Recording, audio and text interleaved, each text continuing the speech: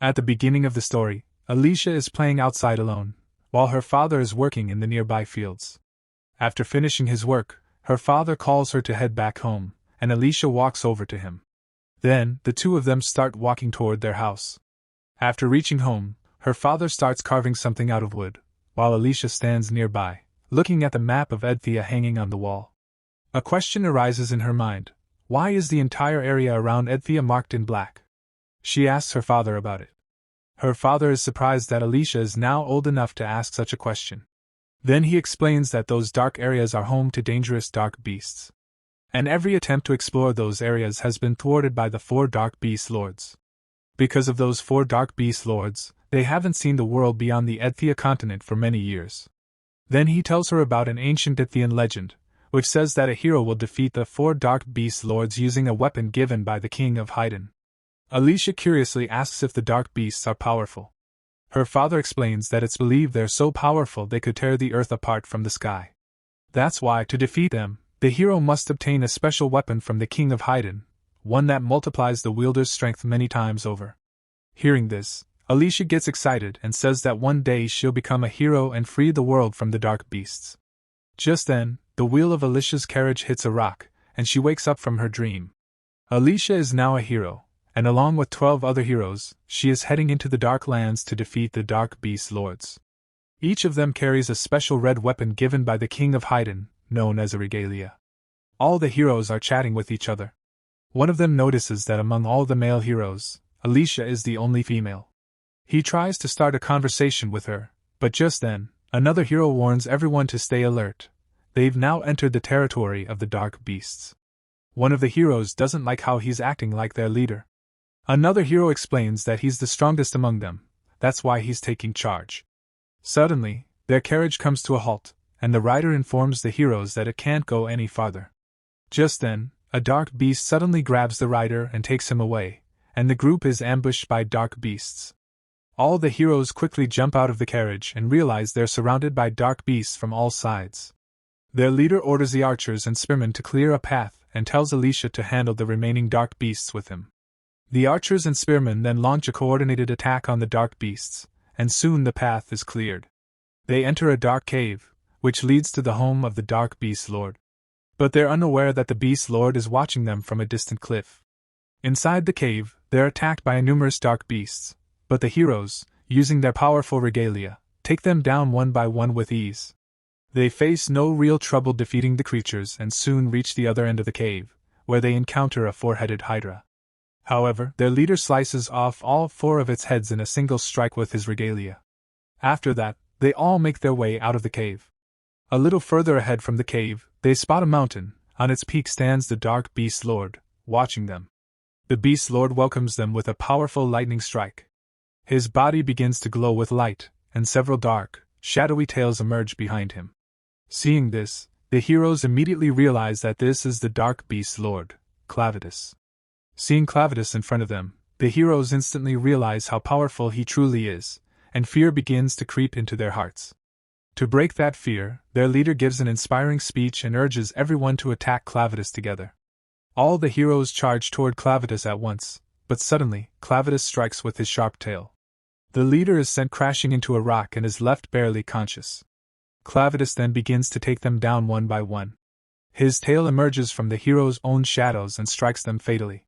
Alicia notices the tail coming out of the shadows, and quickly warns the others to jump into the air and stay away from their own shadows. But before the other heroes can fully grasp what she means, it's already too late. Clavitus has struck them with his tail. Alicia sees the tail coming toward her and swiftly spins in the air, narrowly dodging the attack. Clavitus takes pleasure in fighting these heroes. It's been thousands of years since he last battled like this. He begins to wonder how these weak, insect-like beings have suddenly become so powerful that they made it this far. What has changed in these past 1,000 years? And why are they coming here now? Lost in these thoughts, Clavitus lets his guard down, giving Alicia the perfect opening.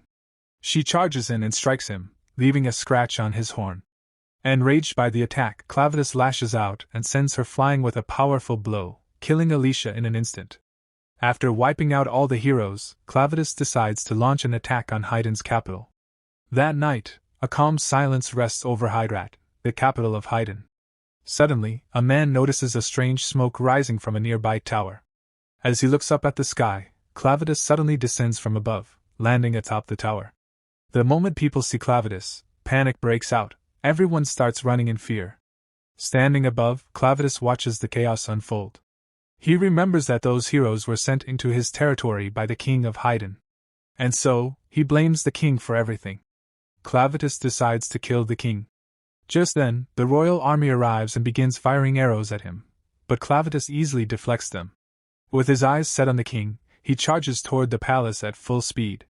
Any soldier who tries to stop him is instantly taken down. Within moments, Clavitus reaches near the palace. Seeing him approach, the guards try to stop him by launching massive stones, but Clavitus shatters them effortlessly with his sharp tail. Then, with a powerful leap, Clavitus lands right in front of the palace gates. After once again deflecting the guards' attacks, he wipes out the remaining soldiers. By now, news of Clavitus's assault reaches the king inside the palace. Realizing what's happening, the king understands that the heroes he had sent have all been killed. The king rises and begins walking toward the forge. His general pleads with him to flee the palace, but the king refuses. He's determined to secure the forge as quickly as possible. Outside the palace, the remaining soldiers prepare for a final assault on Clavitus. They roll out several ballistae and take aim at him. One soldier warns that their shots might hit the palace as well, but despite the risk, their commander gives the order to fire. Meanwhile, Clavitus stands near the palace, lost in thought, wondering what had made those heroes so powerful. Just then, the soldiers launch their attack, but he catches all the bolts midair with his tail. That's when it hits him. It's the humans' weapons that give them their strength. And so, he decides to destroy not just the humans, but also every weapon they possess. Meanwhile, the king places his hand on the special forge's door, unlocking it. But just as he's about to step inside, he hears the sound of the roof beginning to crack. Quickly, he shuts the door and looks up. Suddenly, Clavitus tears off the palace roof with his tails. As the roof is ripped away, Clavitus spots the king, and immediately recognizes him by his royal attire. Clavitus moves toward the king, but instead of showing fear, the king speaks to him with pride and defiance. This angers Clavitus, who warns him that if he doesn't like his answer, he will wipe out all of humanity. Clavitus then asks the king why he seeks his death. When the king refuses to answer, Clavitus kills him on the spot. Clavitus then completely destroys the palace and begins to walk away, thinking about raising an army to wipe out humanity for good. But just then, he hears the sound of a child crying from within the rubble. He turns to find a baby crying amid the debris, with his mother lying nearby in a barely conscious state. The moment she sees Clavitus, she pleads with him to save her child. Clavitus is taken aback by this and introduces himself, telling her that he has decided to erase humanity from the world. He coldly adds that the child, simply by being born human, is responsible for his own fate. The woman pleads, saying the child is innocent and had no part in what the adults have done. In response, Clavitus says that one day this child will also grow up, take up a sword, and attack the lands of the dark beasts, just like the others. Saying this, he decides to kill the child and tells the woman that if the child is truly worthy of life, then he must prove his worth. With her last breath, the mother replies, "He will prove his worth when he grows up." And with those final words, she dies. After the woman dies, the child begins to cry once again. Clavitus lifts the baby with his tail and silently walks away, taking the child with him. There are 5 distinct human races that inhabit the continent of Edthea. Duns, the most numerous among all, they are skilled in architecture and strategic planning. Orgites, forest dwellers, known for their expertise in hunting and crafting herbal medicines. Slatans, they live near water bodies and are highly adept swimmers. Benti, residents of the wastelands, often seen as barbarians due to their rough and rugged lifestyle. Haydnians, masters of forging and refining, they are the only race whose royal family has the ability to forge weapons from arcanesite, a rare and powerful material. Clavitus returns to Luna Mountain with the baby and leaves him inside a cave. As the child lies there alone, a few dark beasts approach out of curiosity, but Clavitus quickly reappears, and the beasts flee in fear. The baby starts crying again, this time out of hunger. Clavitus restores the child's strength using his power, but he grows concerned. If the child's hunger isn't satisfied soon, he won't survive. He also begins to worry about the child's hygiene. Just then, the baby defecates. In response, Clavitus tosses him into a pit filled with insects. The bugs crawl all over the baby, consuming the filth and cleaning him completely. Clavitus then gently picks up the baby with his mouth and carries him to the place where the bodies of the fallen heroes still lie. Upon arriving, he walks toward Alicia's lifeless body and brings her back to life. Alicia slowly opens her eyes, confused and disoriented, unable to understand how she's alive again. Just then, Clavitus appears before her and tells her that he has revived her using a substance known as dark ichor, which now flows through her, giving her life once more. Alicia doesn't fully understand what Clavitus is saying, but she notices that her severed leg has somehow been restored. Then, using his power, Clavitus commands her to feed the baby. Under the influence of his power, Alicia loses control over her body and reluctantly uncovers her chest. However, no milk comes out. She then turns to Clavitus and explains that only a mother's body can produce milk. Alicia feels deeply ashamed of her situation and pleads with Clavitus to kill her again. But he refuses. Just then, the baby begins to cry once more. Clavitus orders Alicia to do something to calm him down and asks her how to feed the child. Alicia tells him he'll need to hire a wet nurse, a woman who breastfeeds babies in exchange for payment. Clavitus then asks where he can get money for that. Alicia suggests selling the arcanosite found in the mountains. As Clavitus prepares to head into the city to find a wet nurse, Alicia stops him and warns that if he enters the city in his current monstrous form, it'll cause mass panic, and he'll never find what he's looking for. Realizing she's right, Clavitus uses his power to transform into a human form. Alicia is stunned to see the change, but quickly points out that his tails are still visible. Clavitus then conceals them within his shadow. To blend in among humans, Clavitus adopts the name Clen, and names the baby Luna. Then, with Alicia and the baby, he begins the journey toward the city. Along the way, Alicia stops by a riverbank to clean up Luna. Clen stands nearby, watching closely to make sure she's doing it properly. At the slightest sign of carelessness, he scolds her sharply, like a strict father or master.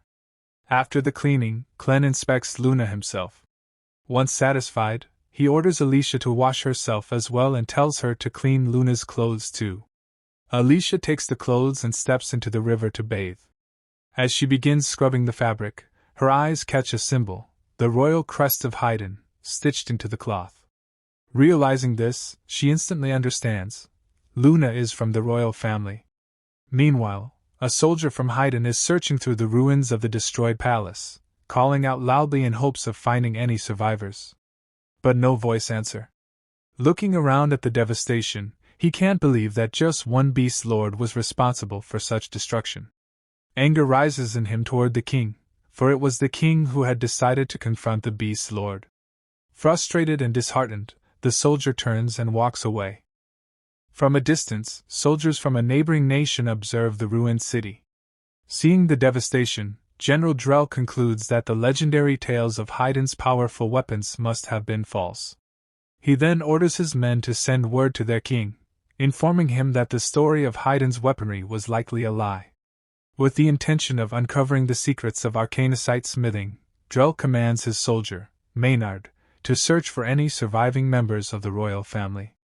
Alicia shows Clen the royal cloth and accuses him of kidnapping a royal child. But Clen calmly replies that he had no idea the baby belonged to the royal family, that the child was simply given to him by a woman who looked just like her. When Alicia refuses to believe him, Clen reveals that he's the one who killed the king of Haydn. This revelation shocks Alicia.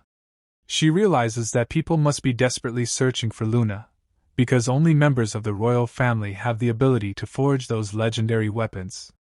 Hearing this, Clen begins to see it all as fate, that it must be destiny he ended up saving this child.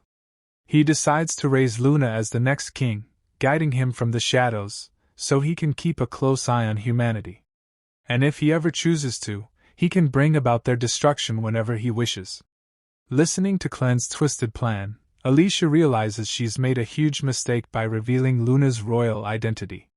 But now, she has no choice but to follow his commands.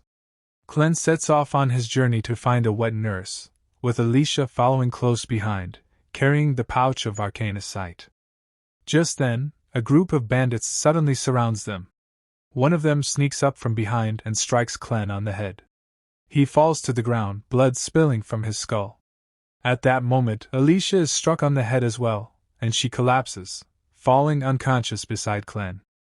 Once the wheel of the cart hits a rock, and Alicia wakes up. Sitting nearby, Clen tells her that they've been captured, but assures her there's nothing to worry about, and Luna is perfectly fine too. Alicia, surprised, asks him how he got injured from just one attack during the bandits' ambush. Clen replies that he hadn't realized how fragile a human body could be. But for now, he is human, and until he makes Luna the king, he won't let anyone know his true identity. Then he asks Alicia where they are being taken. She tells him they've been captured and are being taken to some slave traders. The cart comes to a stop at the bandits' hideout. The bandits begin unloading the captives and start taking them toward their prison. One of the captives tries to escape, but a bandit throws a knife at him, killing him on the spot. The bandits then warn everyone that anyone who disobeys them will meet the same fate. After that, they grab Alicia and take her with them. Clen watches her being taken away when suddenly a girl calls out to him and asks him to come closer. She notices that Clen has a child with him, so she calls out to her maid, Nell. As Nell walks toward them, she slips and falls, which makes the girl scold her. Then she orders Nell to take care of Luna. Nell looks at Luna, and a sparkle appears in her eyes. Meanwhile, the bandits take Alicia to their leader Vroko. Vroko shows her the alkanite pouch that was found on her. He questions how she came to possess such pure alkanite, which is only found near the caves of the Clavitus. He recalls that recently, 13 heroes had ventured near those caves, and among them was a woman. He begins to suspect that Alicia is that very hero. His suspicion turns into certainty when Alicia shows no fear in front of his dangerous pet troll.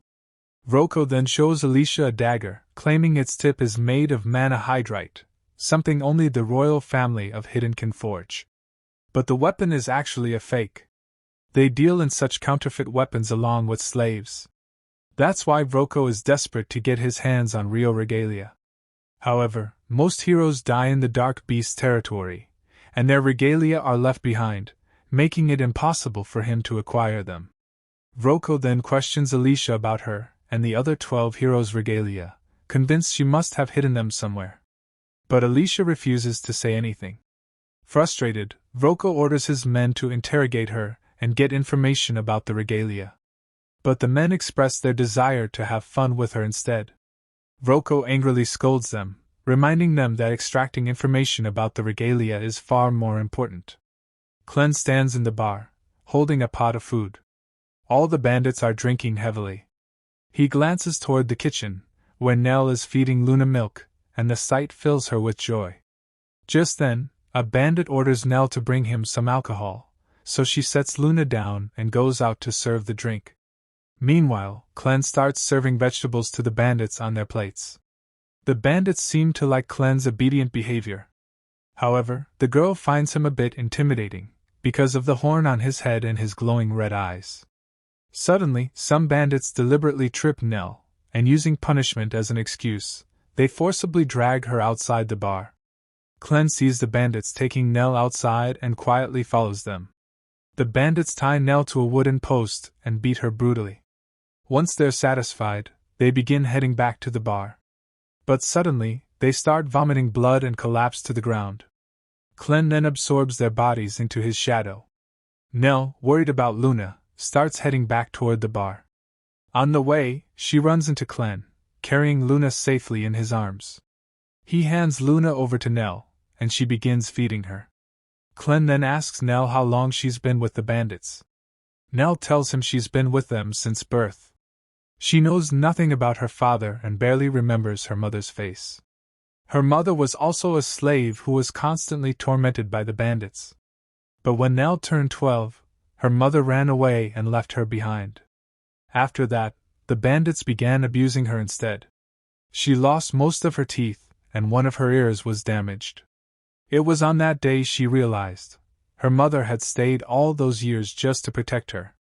Since that day, she was treated badly every single day. Her situation only improved slightly when she started working under Carmi. Carmi taught her how to handle men, though Nell was never able to do it like the others. Still, she's content, because she gets to feed and care for children. Clem asks her about her own child. She tells him that she had once given birth, but the baby was stillborn.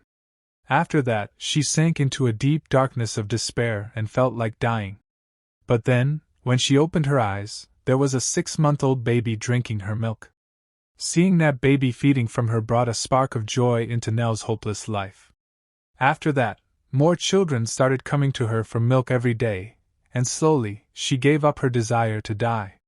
Even after that, she became a mother several times, but each time, her child was stillborn. That's why she chose to stay here and made it her purpose to feed the children, because doing so brings her immense happiness. Clem thanks Nell for sharing her story and asks her to come with him. He wants to hire her as Luna's wet nurse. Nell thanks Clem for the offer, but gently refuses. She says she wants to stay here and continue feeding the children who may come in the future. She then hands Luna back to him and quietly walks away. The bandits are escorting Alicia across a wooden bridge. Below the bridge is a body of water, and the bandits warn her not to try jumping, because there are rocks underneath, and the fall would kill her. Alicia looks around and realizes this is an old arcanocite mine. On the other side, the bandits are forcing a slave to jump into the water against his will. They ask if she's ever heard the story of the hero Cordwar, and Alicia immediately understands. They're searching for Cordwar's regalia, the steam spitter, a weapon that once split a waterfall in half right in front of the king. The slave reminds the bandits of their promise, and then jumps into the water to search for the steam spitter. But the moment he dives in, creatures called Arvensis, lurking in the water, attack him. Right before everyone's eyes, they tear him apart and devour him. Arvensis are dark beasts of the water, swept into this place by a great flood 300 years ago. Even the legendary hero Cordwar, the strongest of his time, couldn't defeat them. Angered by the slave's death, Alicia demands to know why they didn't tie a rope to him. The bandits coldly remind her that she's their slave and already has shackles on her body. They also point out that their men are eagerly waiting for her on the other side of the bridge. Just then, a blind bandit named Fito leaps onto the bridge. Armed with 2 daggers, he locks onto Alicia's position by listening to the sound of her heartbeat. To escape, Alicia dislocates her shoulder to loosen the shackles. She then traps Fito in her arms and jumps off the bridge with him. Both of them crash onto the rocks below, and their bodies shattered beyond recognition. Alicia is still alive, but she can't feel anything below her neck because all her bones are broken and a lot of blood has already come out. She tries to move her body, but just then, her blood takes the shape of a small Clavitus. Then Clavitus says that it's because of the dark ichor he gave her that she's still alive, and as long as he needs her, he'll keep her alive. He then tells her that he has found a good wet nurse for Luna, someone the bandits treat very badly. But even after that, when he offered her a chance to escape, she refused. Clavitus asks why she would do that, and Alicia explains that he too is a slave like her, and that's why she couldn't trust him. Clavitus asks what he should do, so Alicia tells him to kill the bandits. But Clavitus doesn't want anyone to know that he has left Luna Mountain and come here, so instead, he orders Alicia to deal with the bandits herself, after which he leaves. Just then, the bandits also come down, and at that moment, Alicia's body starts to heal. The sound of each bone snapping back into place sends shivers down the bandits' spines. They all stare at her in shock. Alicia's body completely heals, but the process causes her immense pain. Seeing Alicia alive, the bandits can't believe their eyes. Then they draw their weapons and move forward to attack her. Alicia grabs one of the bandits and punches him hard, then takes his eye patch and ties it over her own damaged eye. Meanwhile, Clem is looking for Nell again to talk to her. Nell returns to the kitchen, where the girl is waiting for her. She sees that the bandits have beaten her up badly once again, so she reminds her that she should use the techniques she taught her on men. Then she tells Nell to start cleaning the dishes in the kitchen. Nell happily gets to work, so the girl asks her why she's happy even after getting beaten. Nell replies that she was just wondering what the outside world might be like. The girl gets angry and asks why she's thinking about such things, if she's planning to escape. Nell then tells her that someone had asked her to leave this place. The girl gets furious that Nell is even thinking about being free and starts hitting her. Vroko, who happens to be passing by, overhears their conversation and enters the kitchen. The girls are startled to see him there. Then Vroko orders Nell to follow him, and the innocent Nell happily starts walking behind him. The girl wants to stop Vroko, but is too afraid to say anything. A little while after Nell leaves, Clem arrives there looking for her. But the girl tells him that Nell will never return now because she expressed a desire to be free from here. Hearing this, Clem becomes worried for her, so he uses his powers to learn everything from the girl.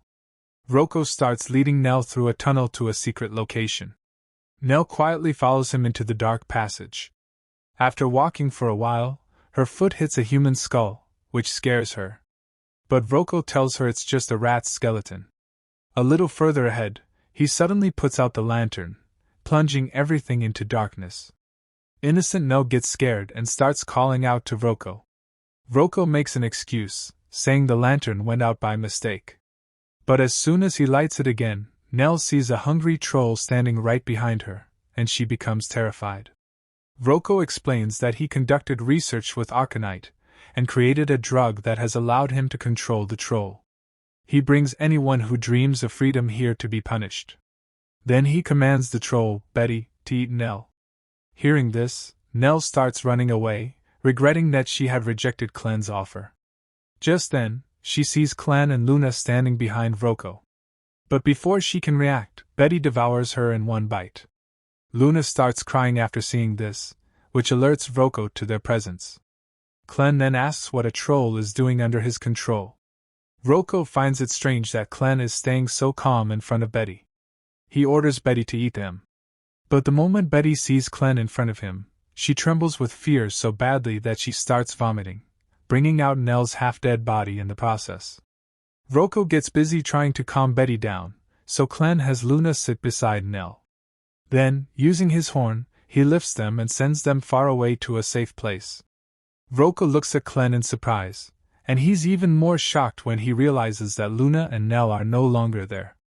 Vroko starts to believe that Clem knows some kind of magic, so to deal with him, he takes out a vial of Arcanite powder mixed with insect larvae. These larvae reduce the thinking ability of host creatures, allowing Vroko to control them. He pours the powder into the lantern, causing it to spread throughout the tunnel. As soon as Betty inhales the powder, she starts losing control. Then she punches Clem hard. The blow from Betty makes Clem feel pain, and blood starts dripping from his head. Meanwhile, Alicia has been fighting the group of bandits for a long time and is starting to feel exhausted. She begins to remember her childhood days, when she used to train with her father.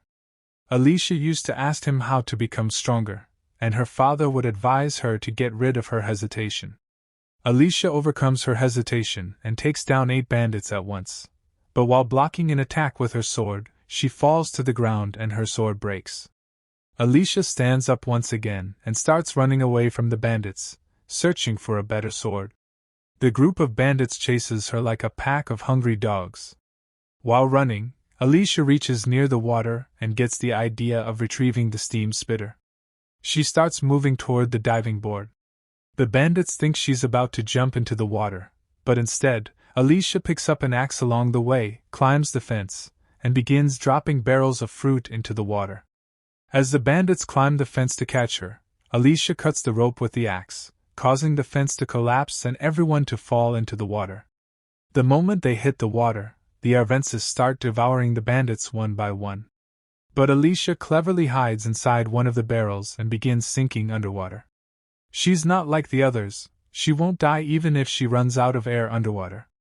And just like that, she slowly begins to descend deeper into the underwater section.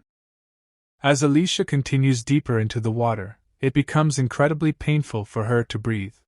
She knows she won't die, but her body still fights to stay alive. Despite the agony, she chooses to endure it until she finds the sword.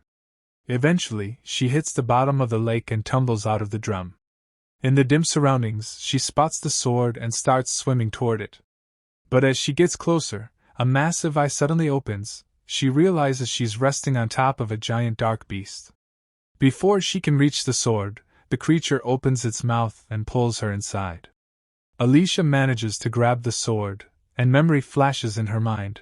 Her father once told her that her arms may be weaker than a man's, but she has a rare gift for drawing out a sword's true strength. Channeling that belief, she powers up and breaks free from the beast's mouth. Almost instinctively, she begins to understand how to wield the sword's power. It feels alive, like a fish, and the water only makes it stronger. She pushes toward the surface, but the massive dark beast charges after her. Alicia soon realizes this creature is an ancient terror, a dark beast said to have existed for tens of thousands of years. Even with the regalia enhancing her strength, she still can't breathe underwater. So she channels the sword's power to boost her speed and launches herself out of the lake. The dark beast follows soon after, erupting from the water and unleashing chaos with its enormous, octopus-like tentacles, attacking everything in sight. Alicia realizes that a single hero can't defeat an ancient beast, so she decides to leave the area. The dark creature continues its rampage, attacking everything in sight. Desperate, the bandits plead with Alicia for help, but she refuses, convinced they don't deserve to be saved. She leaves them to face the consequences, and the beast devours them all alive. Once Alicia reaches a safe height above the lake, she briefly wonders if the creature will emerge onto the surface. But she remains confident it won't. For now, she's satisfied, knowing the bandits are gone for good. Then Clem begins speaking to her through the dark ichor flowing inside her body. He immediately senses what happened. He can smell the blood and knows she's killed all the bandits. Alicia complains that it was a brutal fight and questions why he didn't come to help. Clem apologizes and explains he's been occupied with a problem of his own. He's dealing with a technique unlike anything he's seen before. Still, he managed to kill Betty, and now Vroko is fleeing for his life.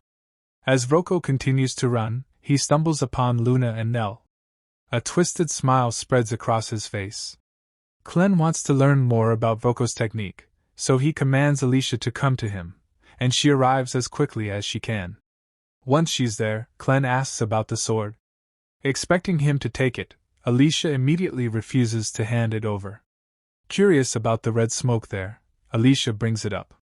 In response, Clem reveals a rat in his hand, completely unaffected by the smoke, leading him to conclude that it only affects dark beasts. He then admits that he can't smell anything and that his ears are ringing, signs that the smoke has left its mark on him too. Therefore he can't sense Luna and Nell's location. So he orders Alicia to do something about it, assuming she knows more about the technique. Alicia admits she's heard of it before, but has no idea how to dispel the smoke. Disappointed, Clem calls her worthless and heads off in a direction to search for them himself. Alicia then asks Clem what he would do if Luna is already dead.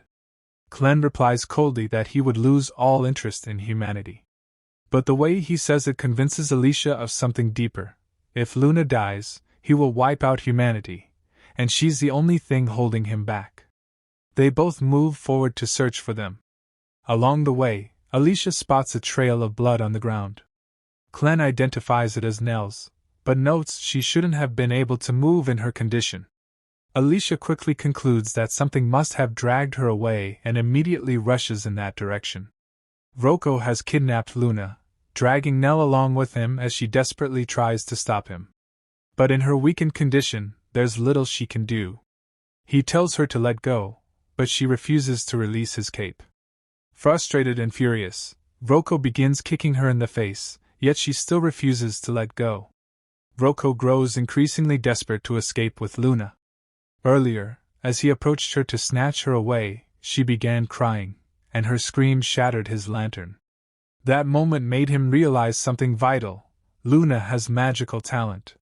Now, determined more than ever, he's willing to do whatever it takes to kidnap her. Vroko pulls out his sword to cut Nell's wrist, but Alicia and Clem arrive just in time. Shocked to see Alicia, Vroko wonders what happened to his men. Clem coldly informs him that they were all devoured by the dark beast. Then Vroko places Luna's hand against his sword, warning them that if they come any closer, he'll cut off her fingers.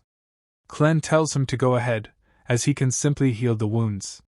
But Alicia reminds him that he can't erase the pain, and calmly asks to handle the situation herself. Alicia then reveals her regalia and hurls it at a rock wall behind Vroko. The moment Vroko sees the hidden crest on the weapon, he realizes it's a lost regalia, one they'd been searching for years. Alicia offers him a deal. He can take the sword, but he'll need both hands to pull it from the rock. So, she tells him to let go of Luna and take the sword instead. But Alicia's offer only confirms Vroko's suspicions. He becomes certain that Luna is a royal Hedenian child, far more valuable than a single regalia. His confidence grows, and he demands Alicia reveal the location of all 13 regalias, threatening to kill the baby if she refuses. Clem advises her to cooperate, and Alicia tells Vroko about the place where Clem once discarded all the swords. However, Vroko never intended to release Luna. Instead, he scatters a strange black powder around himself. Then, to activate its magic, he forces Luna to cry, triggering the powder's effect and rendering them both invisible. Vroko slowly begins moving away, confident they'll never catch him while he remains invisible. But Alicia locks onto his position and, with a single precise slash of her regalia, slices him in two. As he dies, he wonders how she was able to detect him. Alicia explains she couldn't see him, but she could hear his movements, and Luna's crying gave him away. Vroko dies while still cloaked in invisibility. And Clem quickly catches Luna from his lifeless hands, then removes the black powder from her body, making her visible again. They soon notice Nell lying nearby, barely alive. Alicia looks at Clem and asks if he can save her. But he reveals that he can only control one person through the dark ichor, and that one person is Alicia. Nell is missing several body parts, and Clem hesitates. Restoring her would require a complex reconstruction, and he's unsure if she's worth the effort. But Alicia insists he save her, reminding him that Nell protected Luna until the very end. Clem warns her that to heal Nell, he'll need to extract the dark ichor from Alicia, which means she'll have to die during the process. Alicia doesn't hesitate. She's a hero, and she accepts the cost. Clem immediately pulls the ichor from her body and begins the restoration. After some time, Nell awakens, shocked to be alive, and even more confused by the fact that all her teeth are back. Clem tells her he had to work hard to rebuild her body and adds that it was Alicia's decision to save her. Not long after, Alicia regains consciousness and instinctively reaches for her regalia. Meanwhile, Clem turns to Nell and calls her Naluru as he gently hands over Luna. Nell is surprised by the name, and Clem explains that she has been reborn, so she deserves a new name. Nell smiles, happily accepts her new identity, and decides to join their group. Later, Clem decides to confiscate Alicia's regalia to avoid drawing unnecessary attention. However, he promises to return it when the time comes. Nell returns after packing everything they might need for the journey, and Alicia is surprised by how effortlessly she's carrying such a heavy load. Nell casually mentions that her body actually feels very light now, and she even insists on carrying Alicia's sword and armor. Alicia also admits she no longer has her sword. So Nell then mentions that Vroko kept some good swords in his desk. Alicia immediately asks Clem for permission to take one, and he agrees. Without wasting time, she rushes into the cabin to search. As Clem and Nell wait outside, Clem asks if Nell is going to miss this place. She admits that having lived her entire life here, leaving it does make her a little sad. Then suddenly a man attacks Clem from above. Meanwhile, Alicia reaches Vroko's cabin and begins rummaging through the drawers. She finds a set of women's leather armor and decides to wear it to help reduce the pain in flights. In another drawer, she finds a selection of swords and chooses one that feels right. Just as she turns to leave, the wall behind her bursts open and Clem crashes through it violently. Right after, the attacker steps in through the rubble. Alicia instantly senses his strength and draws her sword. The man suddenly strikes Alicia with a flying kick. She dodges, but the blow still grazes her cheek. He follows up with a flurry of mid-air kicks, and Alicia barely manages to block them using her sword. Without slowing down, he unleashes a powerful wind attack that sends Alicia flying out of the cabin. He leaps after her and demands she hand over Luna. Alicia refuses.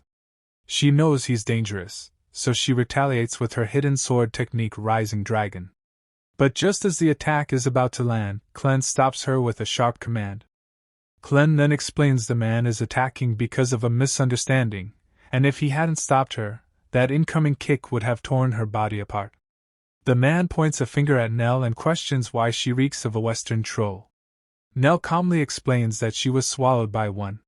He then reveals he's searching for a small man who controlled a troll, and says he discovered the corpse of a troll missing several body parts. Based on that, he assumes Clem is the one who killed it because of his short height. Once Clem understands the situation, he orders Nell to wait outside. After she steps away, he turns to Alicia and explains that the man is actually a dark beast who is currently under the influence of a powerful illusion. Even Clem himself is unable to see the man's true form because of it. Clem becomes certain that the man must have wings and talons, traits belonging only to one being, Zavthir of Phantasms, the dark beast lord of the West. The powerful illusion confirms it.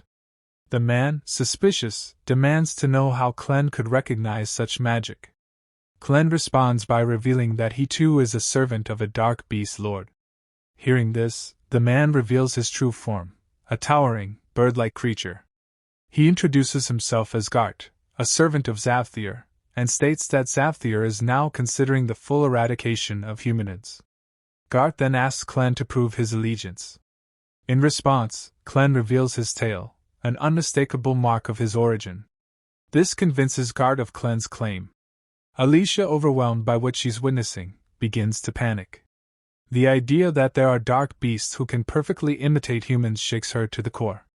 She wonders if the heroes ever had any real chance against such enemies. Clem, sensing her thoughts, reassures her that only a few dark beasts possess the ability to take human form. Gart then questions why Clem is traveling with a hero, their natural enemy. Clem lies that he has placed a binding spell on her, one that forces her to obey his commands without question. He claims he's simply using her as a guide to navigate the humanoid world. Gart is satisfied with the explanation and accepts it. Clem then asks why Zavthir now seeks the destruction of the humanids. In response, Gart shares what happened 3 days ago in the Great Forest of the West.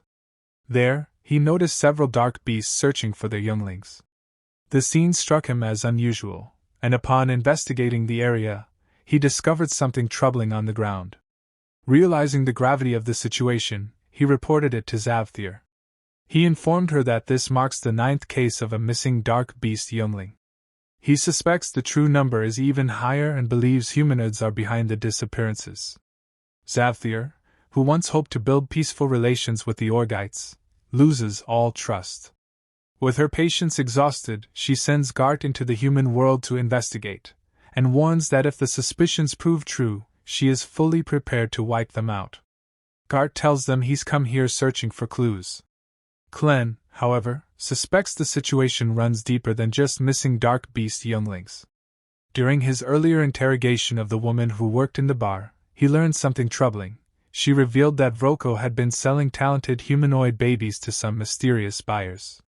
Clem believes these two events, the abduction of dark beast younglings and the trafficking of talented humanoid infants, are connected. Vroko's involvement only confirms one thing for Clem: magic is at the heart of this operation. He turns to Alicia, hoping she might have some insight. Alicia explains that wizards have recently emerged, wielding magic as a weapon of war. Despite their short presence in history, they've already transformed the battlefield.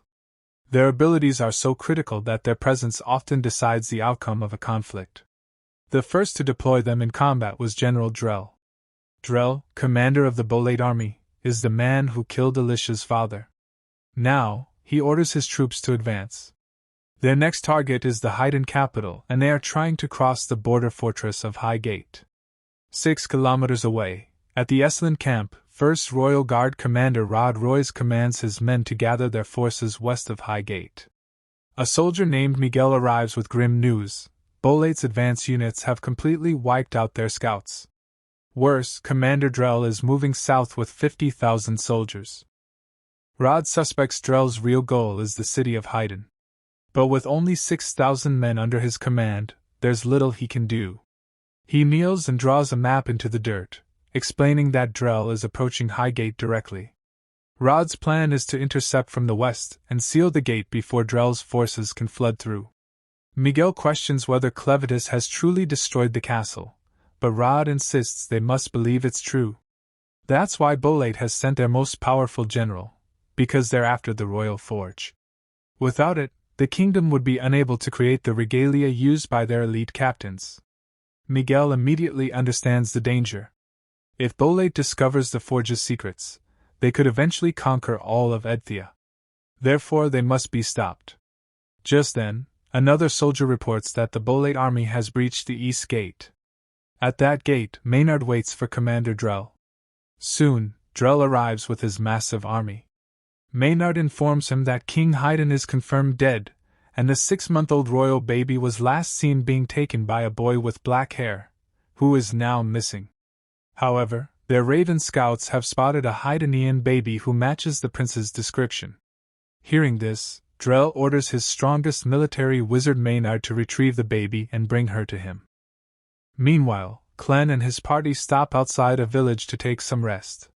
Nell prepares some coffee for Clen, which is a very expensive thing in this world. But Clen doesn't know what it is, so he tastes it, and he immediately likes the taste. Then Nell wonders where Gart went, so Clen tells her he flew to report what he learned about magic and wizards. Alicia returns after talking to merchants in the town, and she reports Haydn is in a complete mess right now. Their neighbor Bolate has invaded their borders, and the Haydn army is struggling to stop them. They lack the magical knowledge to use the forge without the king, and they don't have any wizards since the king forbade the use of magic in his country. Esland tried to stop them at the border, but she was told it did not work. Clen wonders why Esland wants to stop Bolate, so Alicia explains they have been at war for ages, but Bolate has grown stronger in magic, so Esland doesn't want to lose Haydn's forge to Bolate. Alicia asks Clen what they should do now, since the whole country is about to be wiped out. But Clen doesn't see any problem in this, so Alicia explains that if Bolate takes over Haydn, Luna wouldn't be able to become the king. Since Luna is a pure-blood royal Haydnian, she holds the secrets to refining arcanesite ore, so the Bolate army commander Drell will come after her. He came after her father to kill him, who he claims was his old friend, just so he can test how strong his magic is against her father who mastered the sword. After killing her father, he claims his magic has reached a form of completion. But he did not kill Alicia, and when she tried to take revenge, her father told her never to fight Drell, but instead become a hero and see the outside world. Alicia requests Clen to drive off the Bolate army and protect Haydn. Clen understands it is important for his plan, so he agrees to stop the Bolate army. But he orders her to stay here to protect Luna and Nell, since he doesn't want anyone to know he is helping Luna become the king. Clen needs a reason to fight the Bolate army, so he comes up with an idea of questioning them about the kidnapping of Dark Beast children. Alicia still wants to take revenge for her father. Since she is no longer a hero but a walking corpse, she believes she should come with him and fight Drell. So Clen tells her he never told her to stop being a hero, and she is still bound by the promise she made to her father. Then he goes inside the forest to change back into his beast form, and then he rushes toward the Haydn capital to stop the Bolate army. Meanwhile, the Bolate army has already destroyed the gates of the second fortress of Haydn, as they continue to march toward the capital. Rode could not believe his eyes at how easily the second fortress fell, and he begins rushing toward a wide and shallow river ahead, where he plans to stop the Bolate army with his men. Meanwhile, Alicia and Nell come inside the town, where they notice some people are beating a bandit. Alicia doesn't want to get involved with him, so she quickly moves into an alley. The bandit manages to catch a glimpse of her and tries to tell her she is a hero. But Alicia is already gone before they can see her, so they think he was lying to them. They hang him with other bandits they caught, and they are worried about their country's future. So they decide they will protect their town themselves. Alicia also notices everyone in the town is on edge, as she enters an inn to find a room. But the guards stop her as they think she is a bandit. Their mom scolds them for doubting someone with a baby, but they argue she has an eye patch and a sword. So she reminds them it is normal to have a sword these days. Then she introduces herself as Carrie, and notices they are carrying a rare pure-blooded Haydenian baby with them, so she asks what's going on. Alicia tells her they are guards who are trying to protect this child. Carrie decides to trust her, thinking their employer is a noble, and charges them 2 silvers a night for a room. Alicia pays her the money, then Carrie orders her sons to carry their luggage. The brother thinks it should not be very heavy, but when Nell gives them the luggage, they realize how heavy it really is. After coming into their rooms, Alicia notices they have iron beds, so Carrie informs them they were gifted by the Haydn king decades ago. Carrie then leaves, and the two decide to take some rest, unaware that Maynard has found them with the help of his insects, as he unleashes an army of insects to catch Luna. Alicia wonders if Clevitus has arrived at the battlefield, then she comes inside the room. Nell shows her Luna has his first tooth, then Carrie comes to call them for the meal downstairs. So Alicia goes downstairs with Carrie to get their meals. It is full of people from the town. After arriving downstairs, Carrie directs her in the direction of the counter. As she begins moving towards the counter, she hears people badmouthing the king and the heroes. People are blaming heroes for the king's death and the destruction of the capital. Alicia hears everything, but she doesn't try to confront them. As she quietly goes upstairs, something comes inside after breaking the window. One guard tries to check what it is, but it turns into a huge bug and throws him against the wall. Maynard warns everyone not to move, as it is a bug that lives in dark beast lands, and it will attack anything that moves. One of the men tries to run outside, but he is caught by flying bugs who eat him alive. Maynard then warns them to stop thinking about running, since he has surrounded the town with a lot of bugs. Carrie asks why he is attacking them, so he tells them he is the highest wizard in the Bolate army, and they are looking for the royal Haydn baby. Alicia realizes she needs to stop him, but she has her sword in the room. Then she hears Nell scream, who is under attack by a high wizard named Nay Schiffinlitz. Nell wonders how the woman managed to reach the second floor, so she explains that she can control anything made of iron and uses her axe to fly upstairs. Her magic comes from a turtle with an iron shell, who shares the same ability. She then takes out a medicine from her pocket and tries to feed it to Luna. Nell questions what it is, so the woman explains that it changes the eye color of people with magical talent. But if someone has no talent, they will cough up blood and die a painful death. Hearing this, Nell screams for help, but the woman is about to force the medicine into Luna's mouth. Nell struggles to free herself, but the woman tells her it's pointless, since she would need the strength of 2 bulls to move the iron beds pinning her on the wall. Still, Nell keeps trying and finally manages to throw the beds onto her attacker, breaking the wall in the process. Meanwhile, Alicia runs toward the room after hearing Nell scream. Maynard tries to stop her by ordering his giant bug to attack.